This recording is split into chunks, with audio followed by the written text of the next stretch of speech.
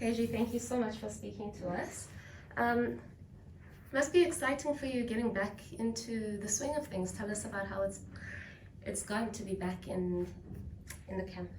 It's great to be back in full flowing camp. Obviously, the England camp was a bit stop start, so it's nice to be in a full flowing camp where you can really put some good work in, gearing up for what's going to be a hard test match, and just being around the guys again, and getting into that spirit of competitiveness and playing again. So it's been awesome.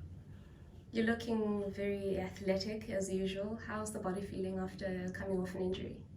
The body is feeling good. Yeah, it's just something that I have to manage over time and not let the same things happen over and over. So yeah, it's just about managing my body, but I feel good at the moment, taking it one step at a time.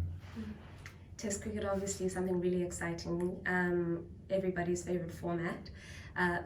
Is Test cricket your favorite format, and why?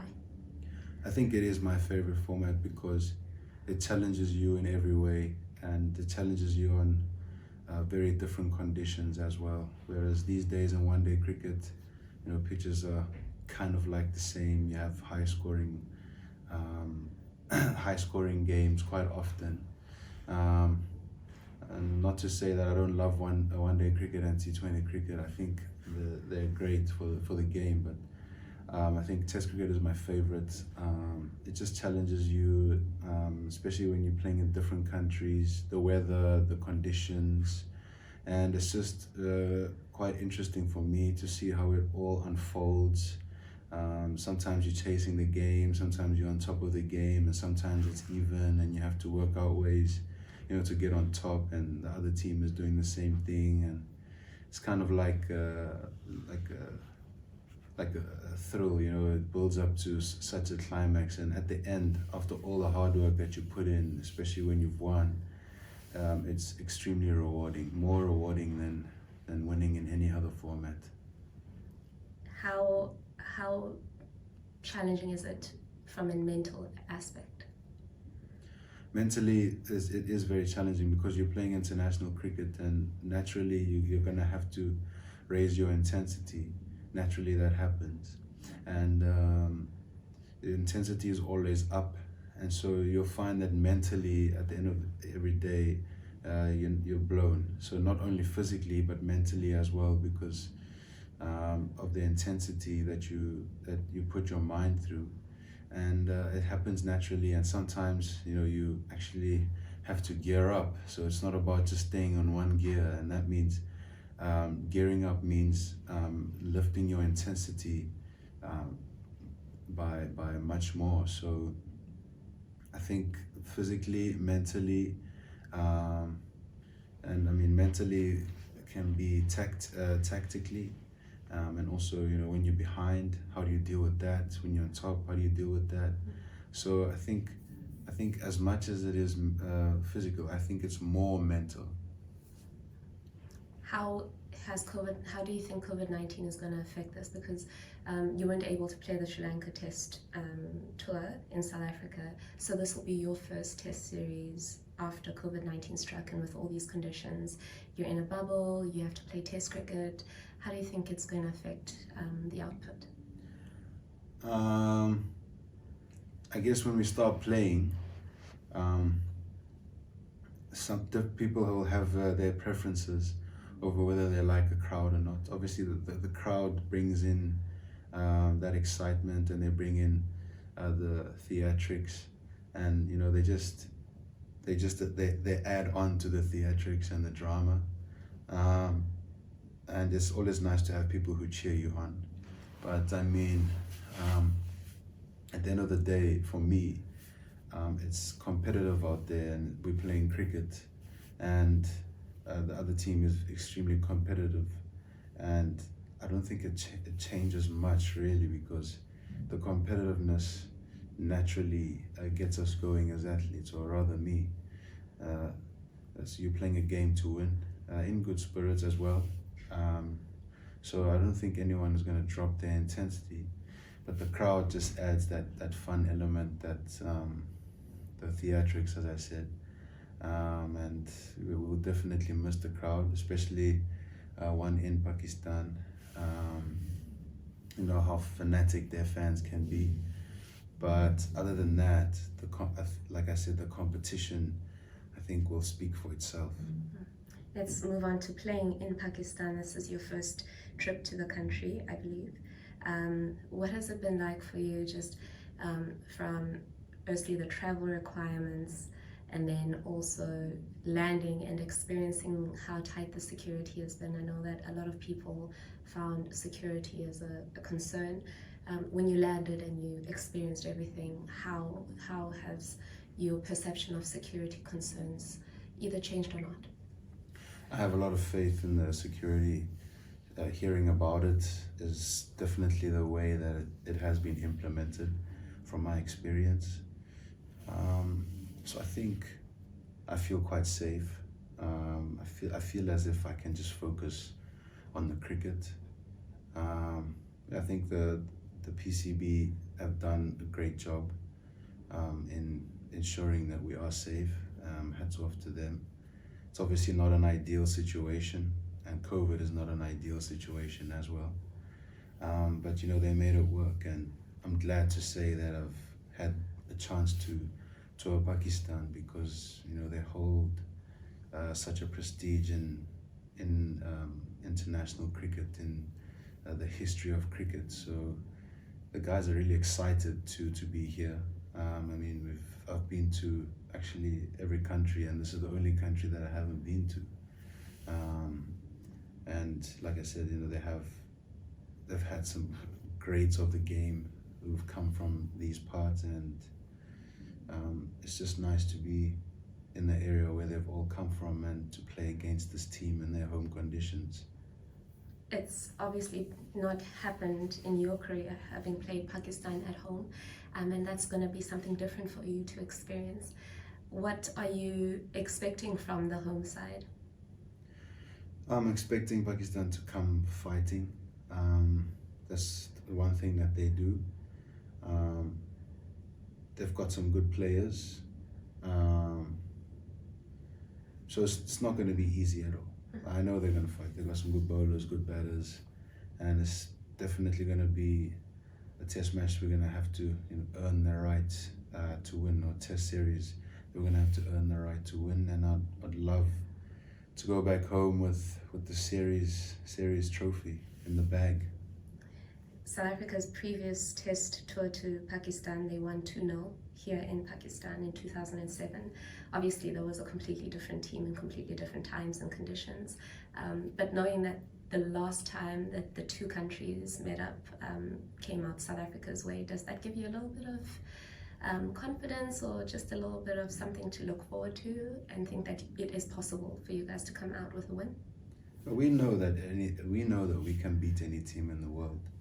At the moment, we are in a rebuilding phase, and you know, I think our future looks extremely bright. The fact that a South African team has toured here and won before, I mean, will give us some moral victories, mental belief that we can replicate the same performances that they have in the past.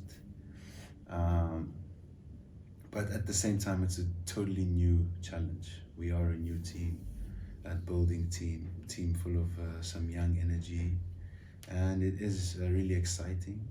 And I can't wait to play, and we definitely have the belief that we can do it. Yeah. You've just spoken about the young energy. There's definitely quite a lot of new faces in this team. What's the gelling process been like, considering the fact that it's highly unusual for the team to travel with such a large number of players? I think it's great, especially in the bio bubble where you have quite a lot of players. I mean, staying in your room and not having such a big squad could get a little bit demoralizing. So it's nice to have the guys on board, and it also gives some guys opportunity to be within this environment and to experience the intensity at which we work, and you know, the mental processes at which, you know, this environment forces you to adopt. So it's also just regarding that we are a building team. It's fantastic that guys can be in this setup so they can have a proper taste of what it's like to play international fixtures and be within an international setup. I think it only holds our team in good stead for the future. But socially, I think it's great as well. There's good banter amongst the guys. We're getting to know each other more. We chill with each other. I mean, whenever, and yeah, I think it's great for the camaraderie. Feels like boarding school. And what have you sussed out of the conditions? You've had 3 practice sessions now. The weather, having a look at the actual wickets that you've been practicing on. Obviously, you're not practicing at the actual match ground as yet. But what have you sussed out of the conditions, and what are you keeping in mind for keeping in the bank for match day? The practice squares that we've been playing on have been have been keeping low. There's not much lateral movement, especially when the ball gets older.